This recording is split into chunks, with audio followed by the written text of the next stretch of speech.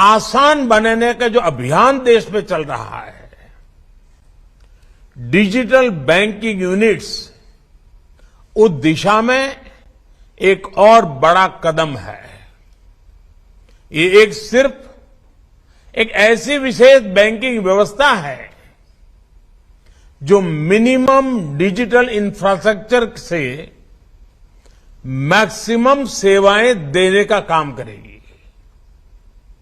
ये सेवाएं कागजी लिखापट्टी और झंझटों से मुक्त होगी और पहले से कहीं ज्यादा आसान होगी।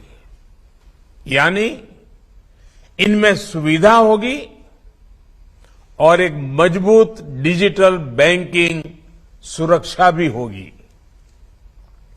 गांव में, छोटे शहर में कोई व्यक्ति जब डिजिटल बैंकिंग यूनिट की सेवाएं लेगा तो उसके लिए पैसे भेजने से लेकर लोन लेने तक सब कुछ आसान हो जाएगा, ऑनलाइन हो जाएगा।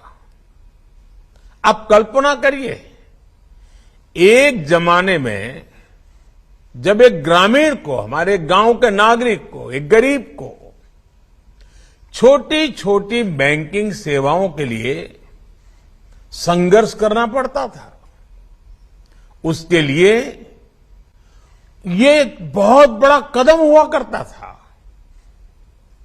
लेकिन आज बहुत आसानी से इस बदलाव को वो जीने के लिए आनंदित हो जाएगा, उत्साहित हो जाएगा।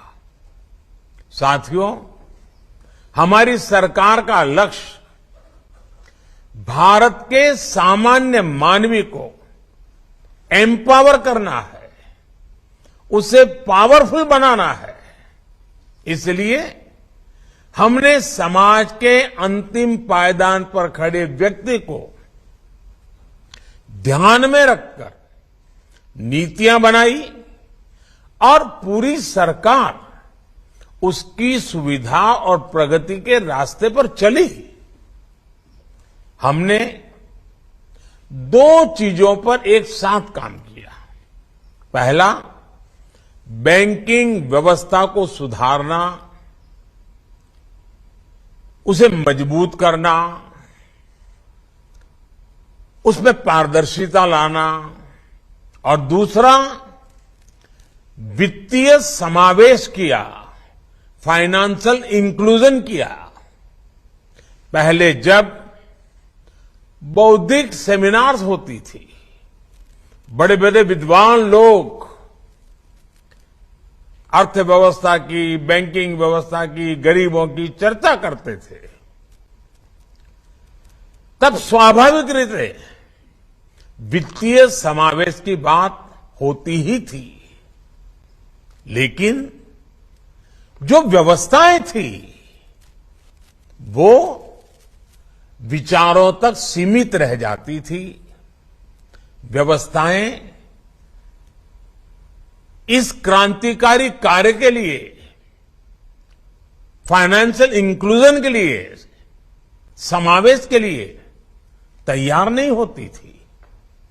पहले सोचा जाता था कि गरीब खुद चलकर बैंक चला जाएगा, बैंक सिस्टम से वो जुड़